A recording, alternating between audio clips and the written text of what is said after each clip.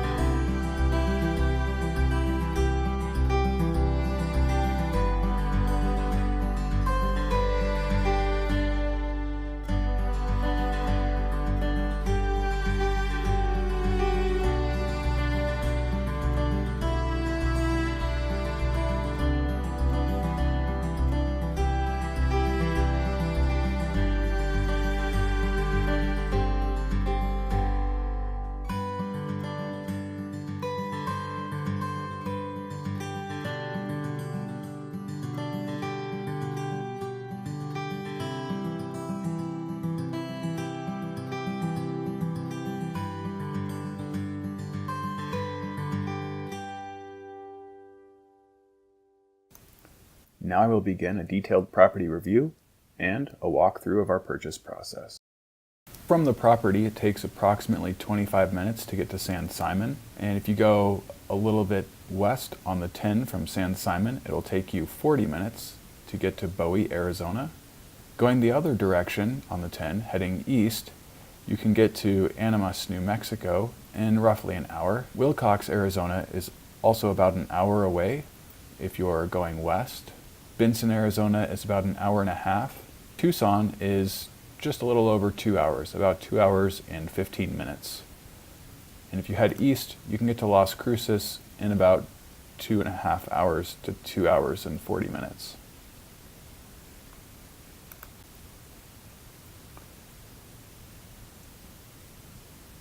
This is Google's travel guide for Cochise County, Arizona.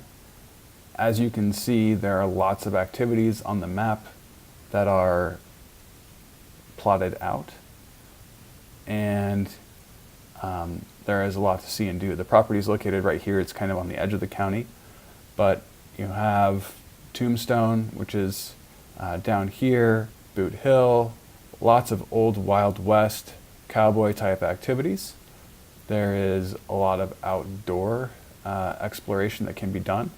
One of the cooler things in the area is the Kartchner State Caverns, and they're extremely impressive.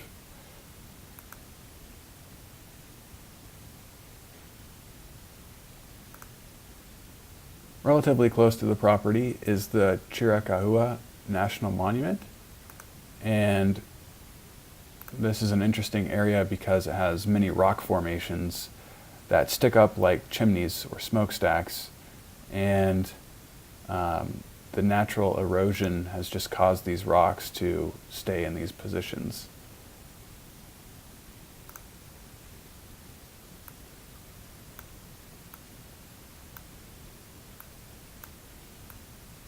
So it's a great place to go do outdoor exploring, hit up on the weekends, or if you're in Tucson, you can hit these sites on the way to the property. There's a lot to see and do in Tucson as well. Tucson is approximately 2 hours away from the property. One of the highlights of Tucson is the collection of museums that the city has. There is the Arizona Sonora Desert Museum. It has the Pima Air and Space Museum, which is highly ranked with lots of aircraft and spacecraft on display. It has a zoo. You can go to the Saguaro National Park. Saguaros are the cacti that look like the Taco Bell logo, or the old Taco Bell logo. There are lots of activities and things from the University of Arizona in Tucson and around Tucson.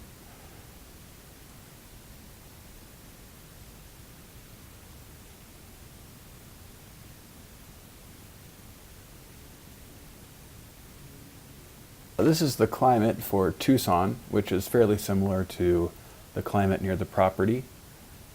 As you can see, the area is fairly dry with low chance of precipitation during most periods except for July and August, where there are monsoons that come through. And the temperatures stay fairly warm, with the winter being a balmy 64 for the high in December and January and a low of 41. In the summers it does get a bit hot. It gets the average temperature here for the highs shows 98 for June and July and 96 for August. I will note that these are averages, and temperatures can get a lot hotter and colder than these averages, but this should give you a good idea of the general climate in the area. And we're slowly zooming in. That blue line there indicates the border between Arizona and New Mexico. And now you can see Tucson. Tucson is approximately 2 hours away from the property. You'll see some other yellow dots. Those are other properties I have for sale in the area. And this yellow area is the property itself.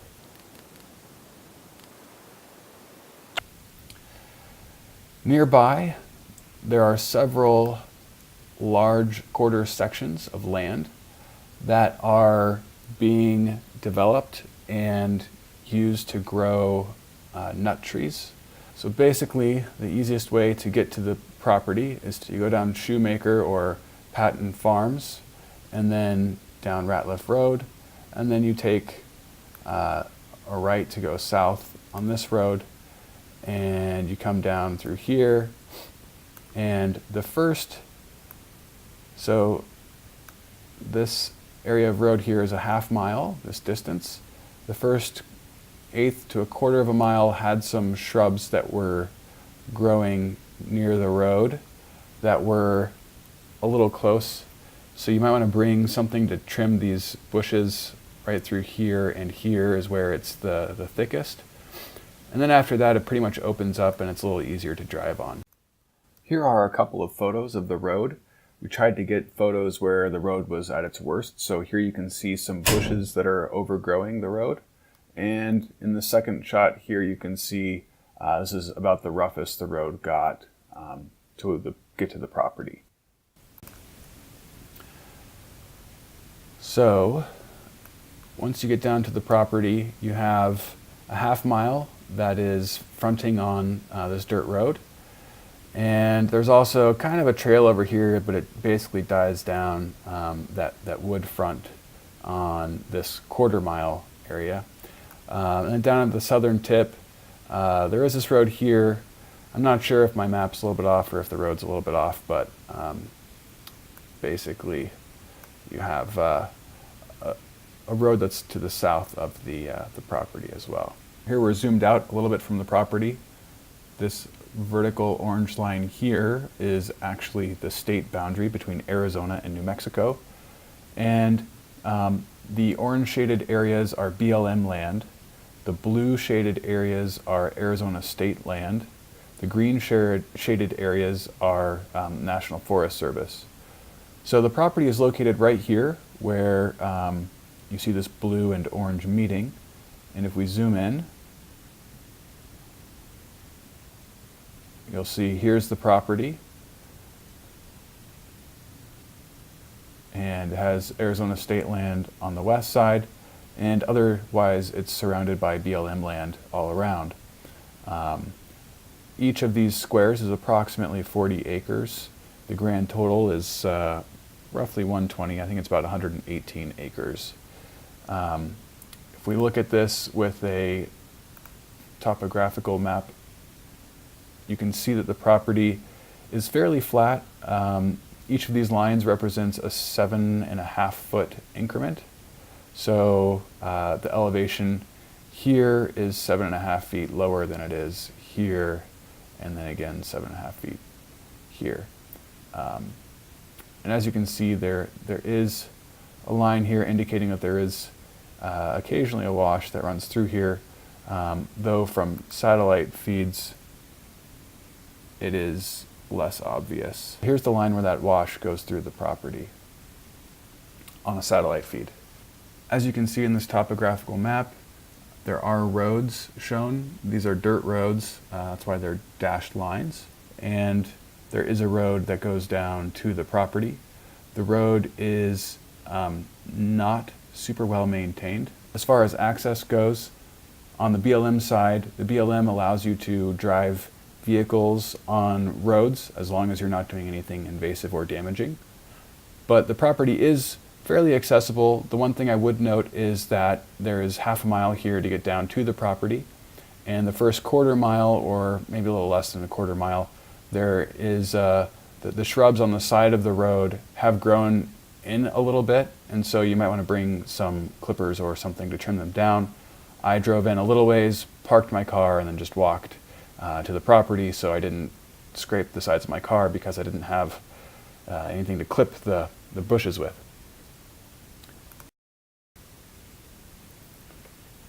This is the website for the Arizona Well Registry, and I'll have a link to this website in the product page. As you can see here, there are lots of wells near the property. The property is located approximately right here, and you can pull up these wells to see what the depths are. If you go to construction, you can see that the water level for this well is 145 feet. Feel free to go on this website and explore it for yourself. To purchase this property or to hold the property, all you have to do is scroll down to the section of the property page labeled Purchase Options, and there you will see the different prices and options available for purchasing the property. In this case, you have the cash price and several financing options that are available. If you want to purchase the property using any of these options, you can follow these instructions down below. The first step is to copy the checkout code. If I wanted to purchase it with the cash price, I would copy the checkout code. I would click the Buy Now Deposit, and that would take me to this page here with Rerun, which is our payment gateway partner. And here you would sign up for a new account, and you would place first name here, last name here, email address,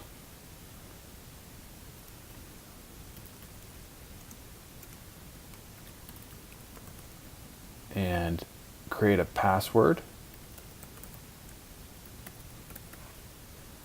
and then click sign up. Then you'll be asked for your billing details, and you'll also see down here at the bottom the property checkout code. This is where you'll want to paste in that checkout code that we copied before and fill in your various billing details. You'll go through the process completing your user information. You'll be taken to an order summary page that will show you the purchase that you have selected, which is just a deposit, and then you'll select a payment method. We accept credit card, debit card, or ACH transfer online. Also, you can reach out to us at sales@deedventures.com and arrange for payment via check, cashier's check, or money order, or wire. Finally, you'll be taken to the end and we'll reach out to you to ensure we have the proper information to document the transaction, and we will coordinate with you to get all the documents completed and signed. As you can see here, below the Buy Now button, we outlay the purchase process. You simply copy the checkout code of the purchase option you want. Once you complete the checkout process, the non-refundable deposit will hold the property, and it will also count toward the purchase price or the down payment amount of the property purchase. We will then send a simple agreement for you to sign, which will put the property under contract. The remaining balance can be paid by wire transfer, ACH, credit card, debit card, or cashier's check. Once all the payments are received, the deed and the necessary transfer documentation will be completed and filed with the county and mailed to the address that you provide us.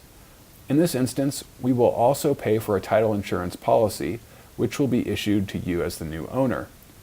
If you have any questions about the purchase process, the deposit, or the documentation process, feel free to reach us by email or by phone. Our contact info is listed at the bottom of each page. And with that, I'll leave you with some photos of the property.